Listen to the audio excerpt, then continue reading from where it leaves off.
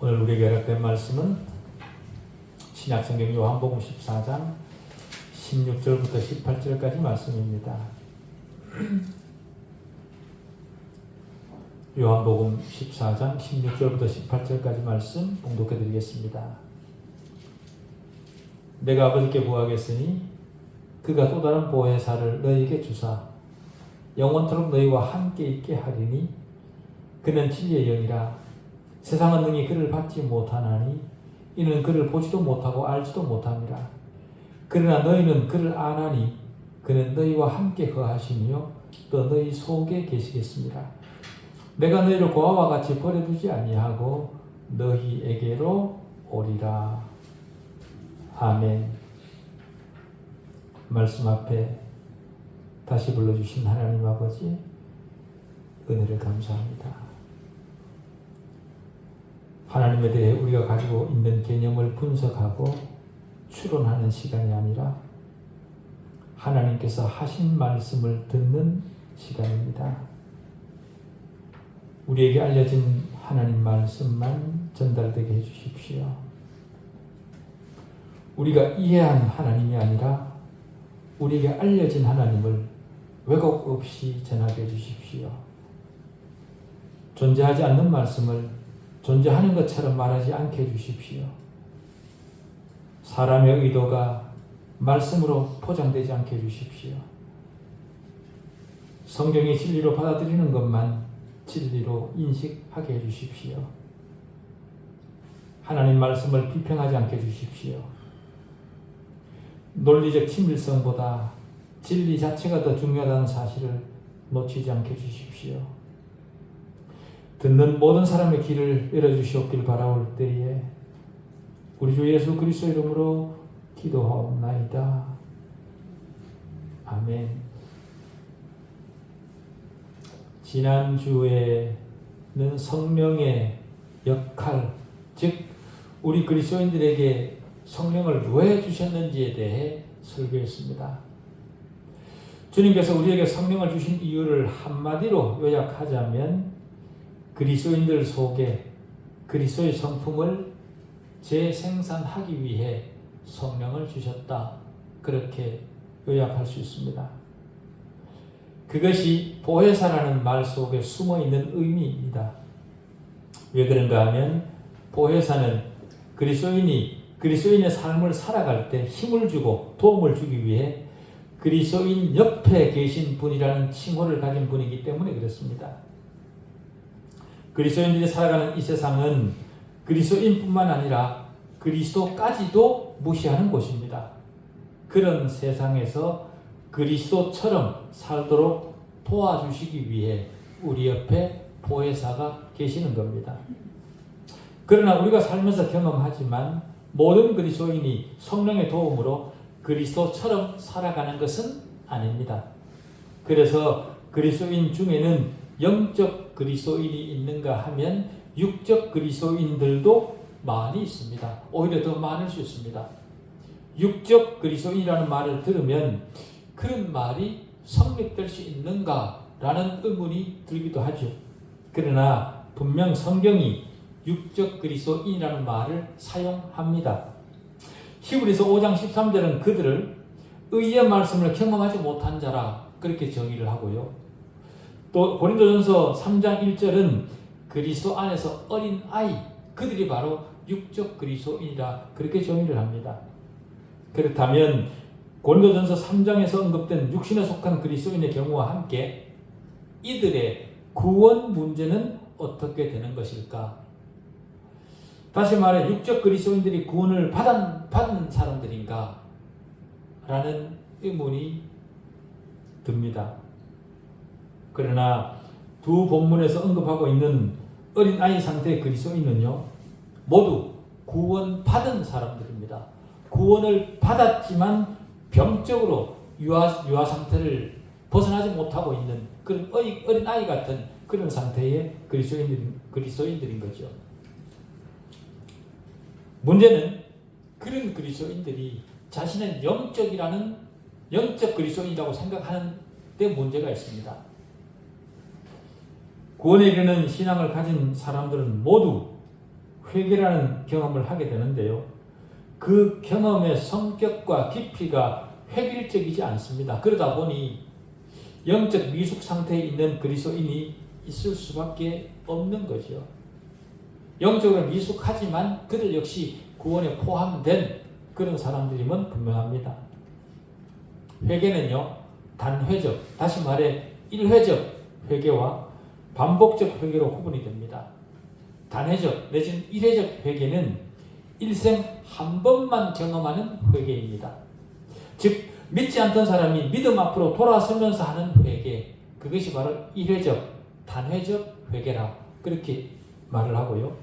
반면에 반복적 회개는 믿음 안에 있는 사람의 일생 동안 반복적으로 일어나는 회개입니다. 좁은 의미에서 회개는 구원을 인식하는 순간 경험하는 단회적 사건을 말합니다. 그런데 단회적 회개를 경험한 사람들이 믿음 안에서 반복적 회개를 하게 되는 거죠. 왜 그런가 하면 믿음 안에 있는 사람들도 여전히 옛사람을 완전히 벗어나지 못했기 때문에 그렇습니다. 그래서 믿음의 길을 가는 동안에도 옛사람의 본성을 드러내고 실수와 실패를 하게 되는 거죠.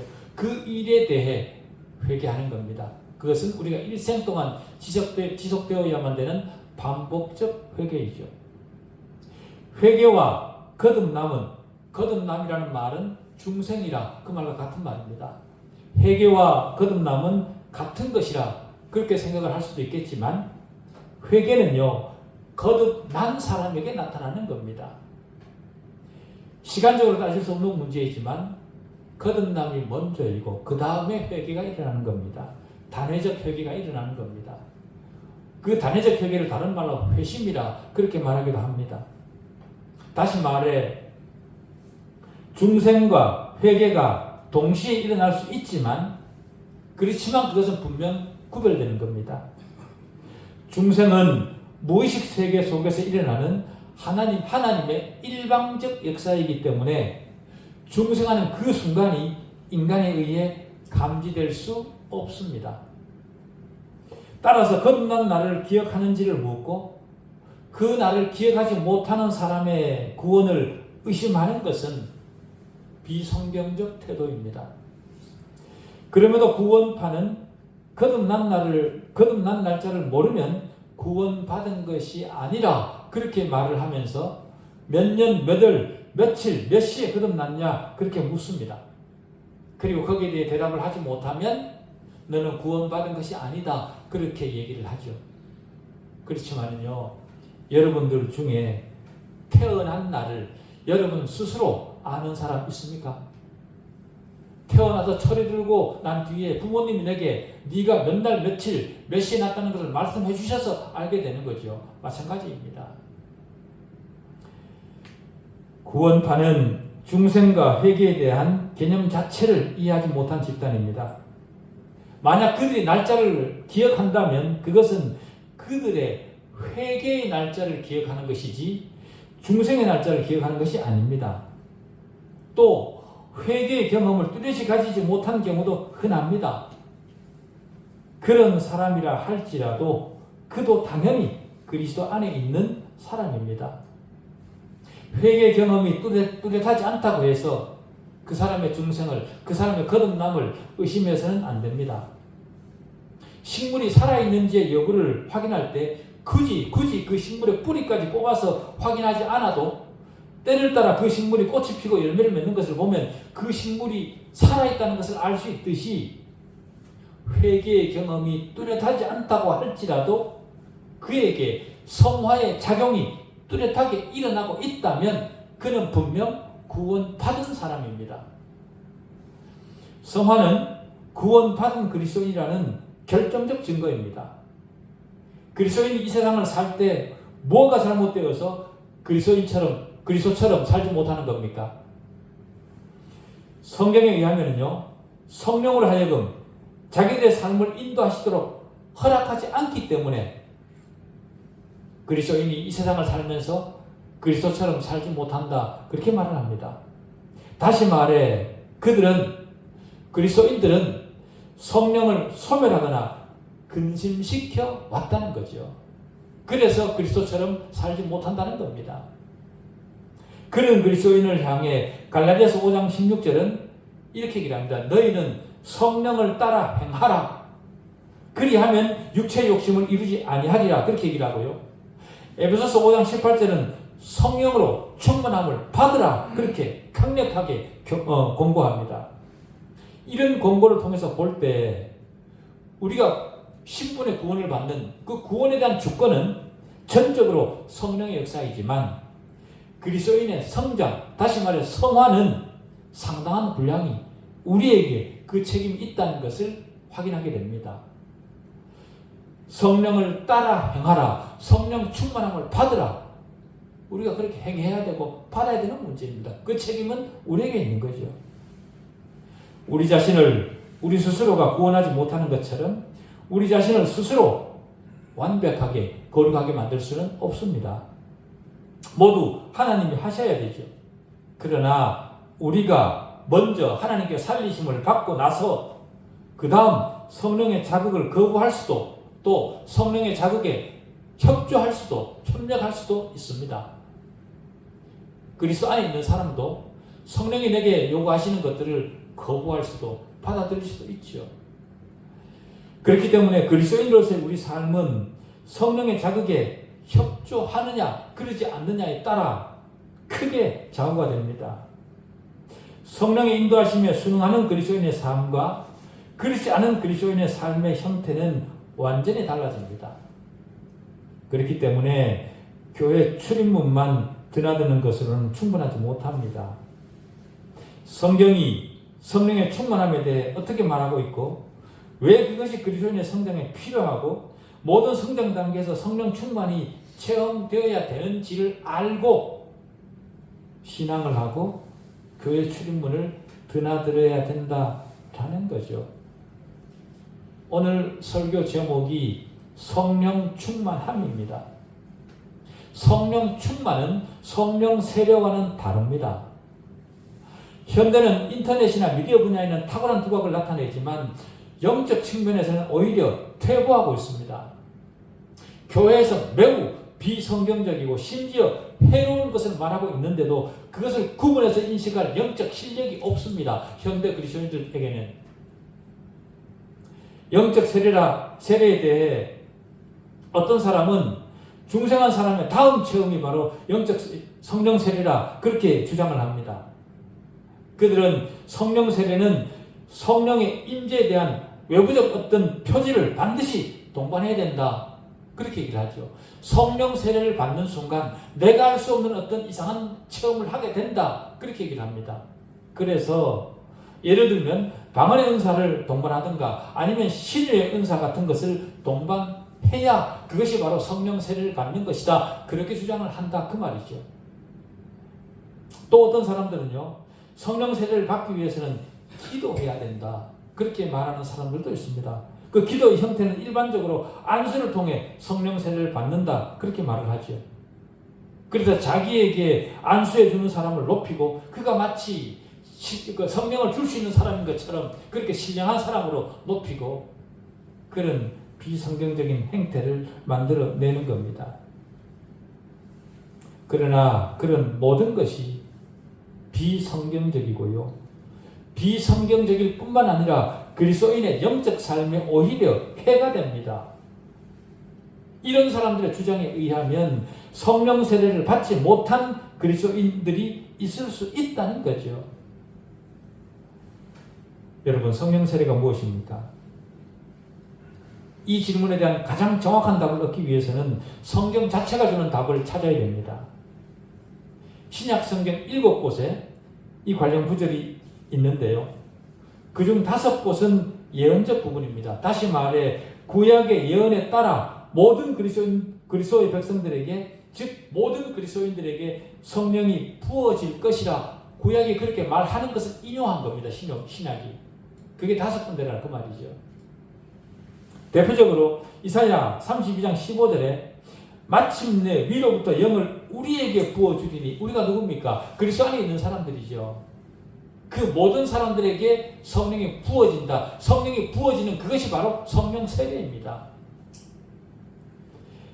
또 44장 3절에 보면 나는 목마른 자에게 물을 주며 마른 땅에 시내가 흐르게 하며 나의 영을 네 자손에게 나의 복을 네 후손에게 부어주리니 그렇게 얘기합니다. 나의 영 성령이죠. 그것을 네 후손에게 네 자손에게 네 자손이 누굽니까? 구원받은 아브라함의 후손들 바로 저와 여러분이죠.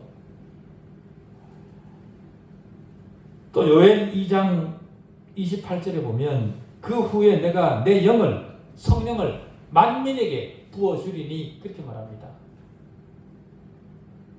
구약의 이런 모든 예언은 그리스도께서 예수 그리스도께서 하실 일에 대한 예언입니다. 그리고 세례 요한은 이렇게 얘기를 하죠. 나는 너희로 회개하게 하기 위하여 물로 세례를 베풀거니와 내 뒤에 오시는 이는 나보다 능력이 많으시니 나는 그의 신을 들기도 감당하지 못하겠노라. 그는 성령과 불로 너희에게 세례를 베풀 것이요. 그래 얘기합니다. 너희가 누굽니까? 구원받은 모든 사람들이죠. 다섯 번째는요. 주님께서 제자들에게 오순절 성령 강림을 위해 예루살렘에서 기다리라고 하신 말씀, 즉 사도행전 1장 5절에 있습니다. 요한은 물로 세례를 베풀었으나 너희는 몇 날이 못되어 성령으로 세례를 받으리라 그렇게 말했습니다. 원어 성경에는요. 주님을 가리켜 세례자 또는 세례를 주는 자라 그렇게 얘기를 합니다. 왜 그런가 하면 성령 세례를 주는 것이 주님의 주된 사역이기 때문에 그렇습니다. 우리는 성령을 주님으로부터 받습니다. 여섯 번째는 사도행전 10장에 베드로 설교를 통해 주님을 믿는 고넬료의 가정이 즉석에서 성령의 은사를 받는 것을 말하고 있습니다. 전에는 유대인들에게만 성령이 부어진 것으로 그렇게 알았지만 고넬료 사건을 기회로 이방인들에게도 동일하게 성령이 주어졌음을 확인하게 되는 겁니다. 다시 말해 모든 그리스도인들에게 성령이 부어진다 그 말입니다. 일곱 번째는 가장 중요한 말씀인데요. 고린도전서 12장 13절입니다.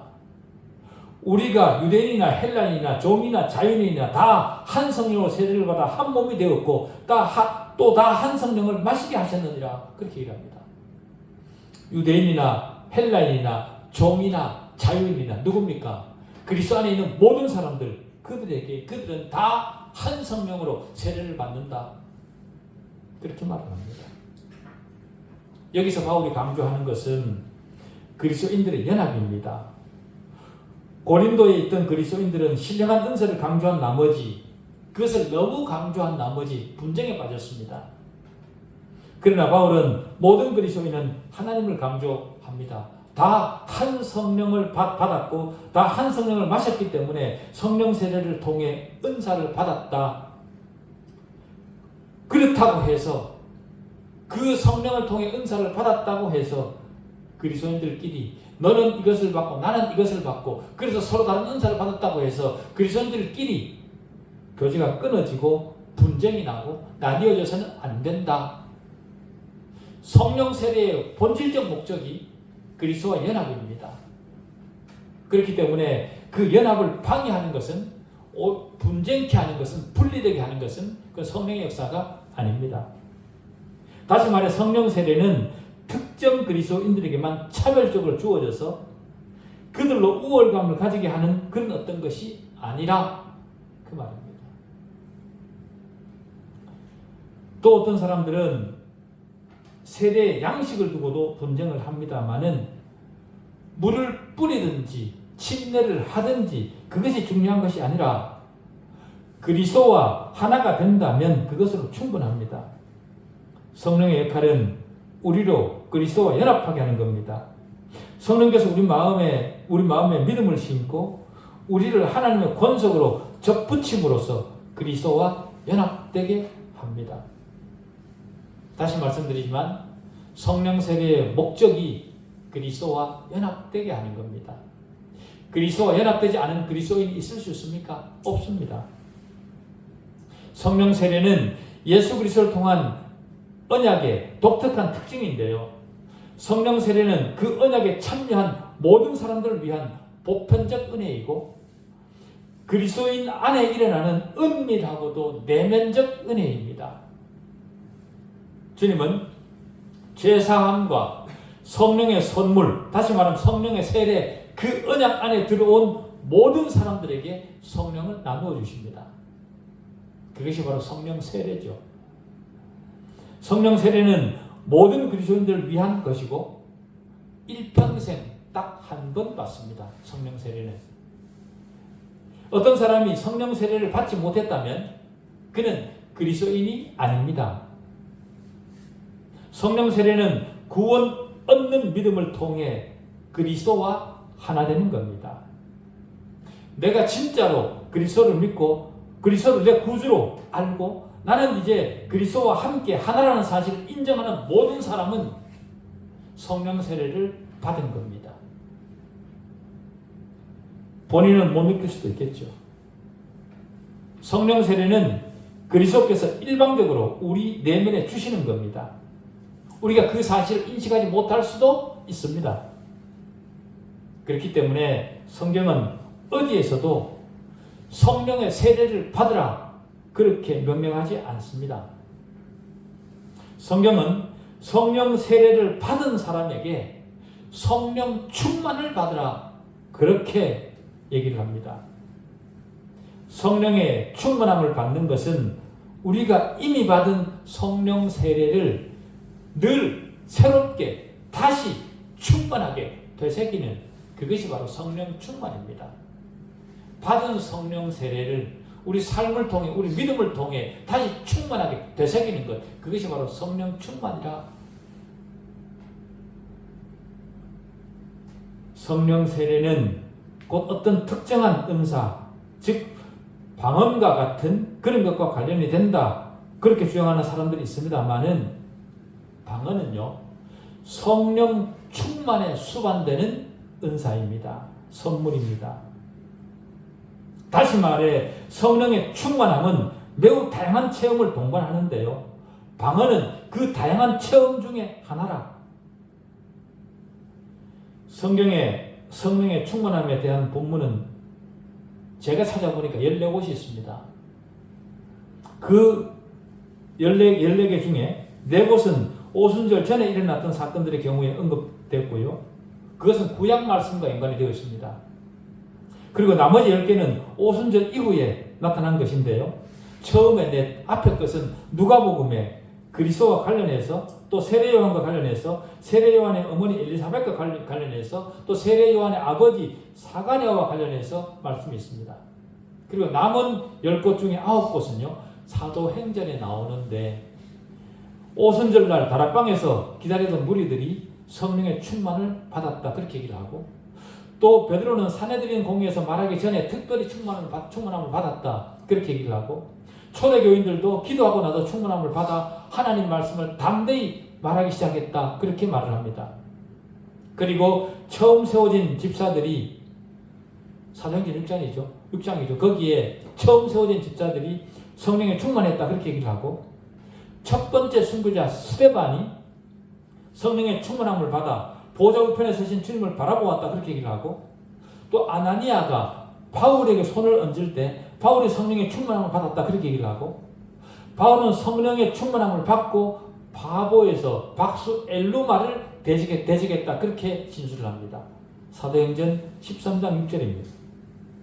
그리고 바나바와 제자들이 안디옥에서 여러 번 성령의 충만함을 받았다 그렇게 기록을 하고요. 그리고 마지막은 에베소서 5장 18절에 성령 충만함을 받으라 그렇게 얘기를 합니다. 이 9구절의 공통된 특징은요. 방언을 말하는 것과 같은 그런 어떤 외부적이거나 초자연적 성령의 나타남이 아니더라. 모든 경우마다 성령의 충만함을 받은 사람들은 즉각적으로 나타나는 공통된 특징이 그리스도의 복음을 증거하더라. 그렇습니다. 오순절날 120명이 그러했고요. 산헤드린 앞에서 베드로가 그랬습니다. 사도행전 4장에 언급된 초대교회 제자들이 그랬고 스데반, 바울, 바나바, 안디옥에 있는 제자들도 그랬습니다. 다시 말해 성령의 충만함을 받으면 능동적 증인이 되더라 그 말입니다. 성령을 충만히 받으면 그리스도를 증거하지 자기 체험을 강조하지 않습니다. 하나님 앞에서, 성경 앞에서 자기 체험은 무용지물입니다. 아무것도 아닙니다. 요한복음 16장 12절부터 14절은 내가 아직도 너에게 이를 것이 많으나 지금은 너희가 감당하지 못하리라. 그러나 진리의 성령이 오시면 그가 너희를 모든 진리 가운데로 인도하시리니, 그렇게 얘기를 합니다. 진리의 성령이 오시면 그가 너희를, 성령께서 우리를 모든 진리 가운데로 인도하신다. 그가 스스로 말하지 않고 오직 들은 것을 말하며 장래일을 너희에게 알리시리라. 내가 내 영광을 나타내리니 내 것을 가지고 너희에게 알리겠습니다. 그렇게 얘기합니다. 성령 충만은 세대를 불문하고 그리스도인이 그리스도를 증거하게 합니다. 그리스도를 증거한다, 그렇게 말을 하니까 말로만 전하면 되는 것 아니냐, 그렇게 생각을 할 수도 있겠습니다만은, 사람의 말에, 어떤 사람이 그리스도를 증거할 때 그 사람의 말에 힘이 있으려면 그 말을 뒷받침해 줄 만한 경건한 삶이 있어야 됩니다. 삶에서는 무슨 투성이면서 복음을 전한다 그랬을 때 그 사실을 아는 사람들이 그 복음을 받아들이겠습니까? 그래서 에베소서 5장 18절에 보면 성령의 충만함을 받으라, 그렇게 말한 뒤에 그 구체적 실천 방안들을 다시 설명을 하죠. 남편과 아내가 서로 어떻게 살아야 되고, 자녀들이 부모에게 복종할 필요성과 종들의 의무와 그리스도인들이 사단과 싸워야 되는 문제, 그리고 다른 사람을 위한 기도의 문제, 이런 것들을 추가적으로 보충 설명을 합니다.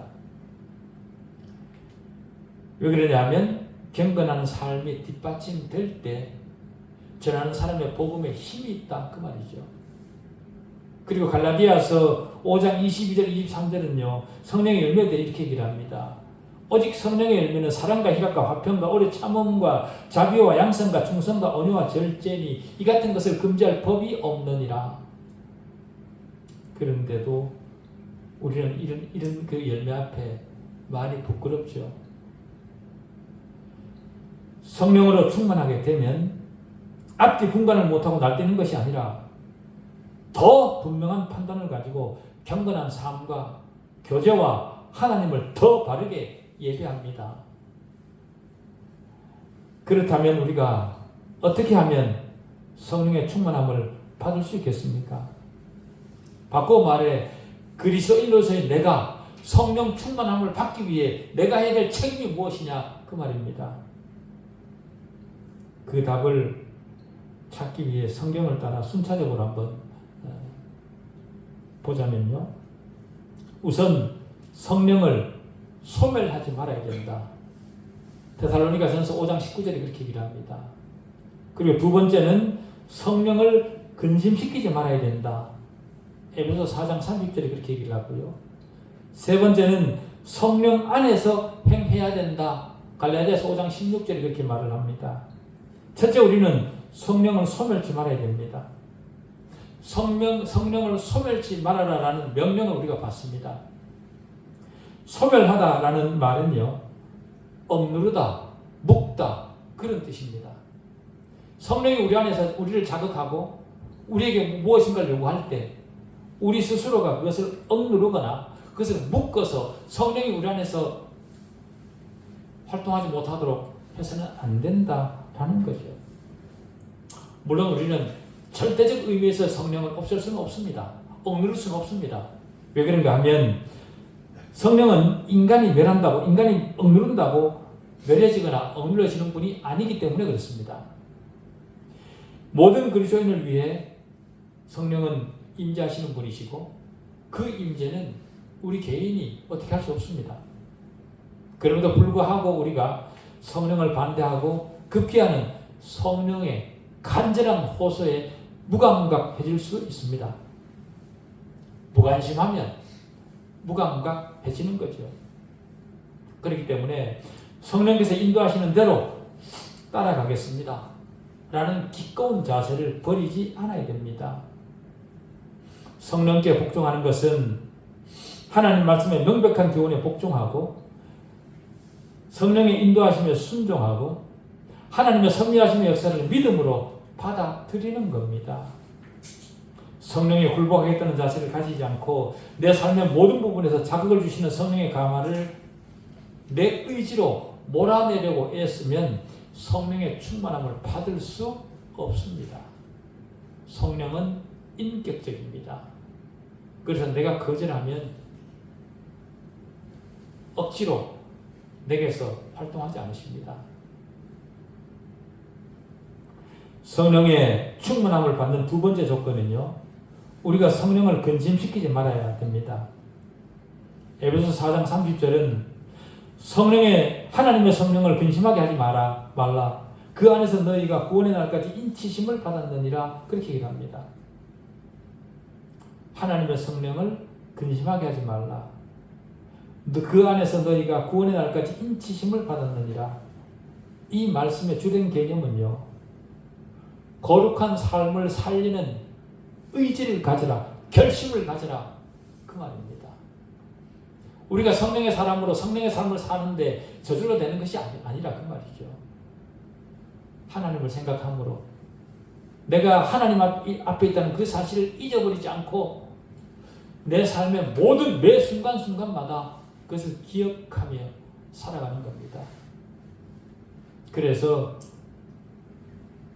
마음으로는 욱하는 성질이 올라올지라도 주님을 생각함으로, 하나님을 생각함으로 내가 이래서는 안 되지 라고 자기를 절제시킬 줄 아는 그런 삶이 우리 삶이어야 된다라는 겁니다.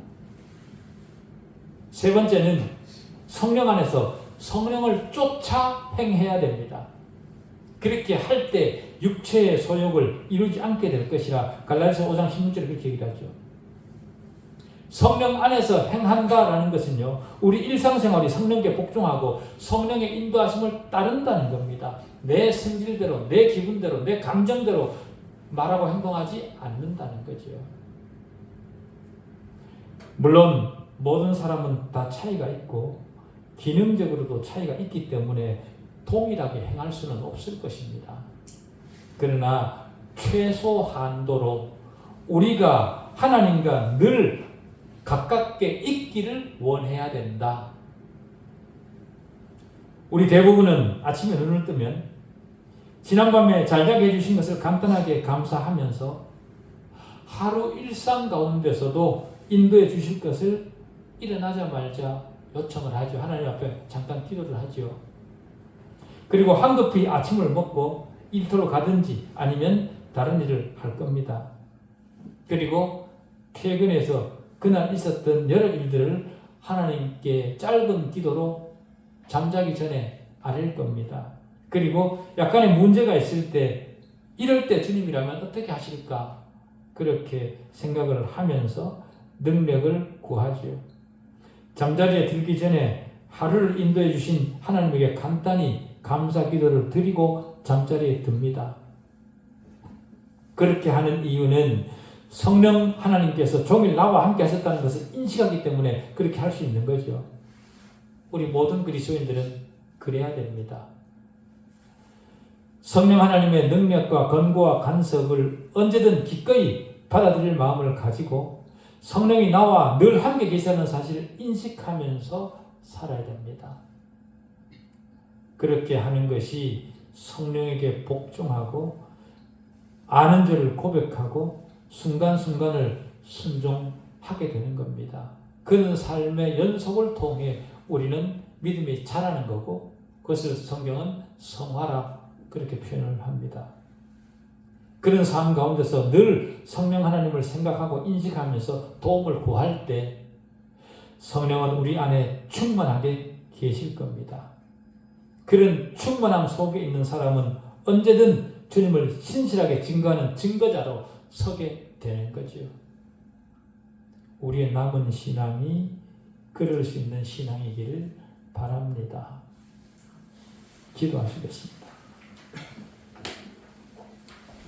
하나님 아버지, 은혜를 감사합니다.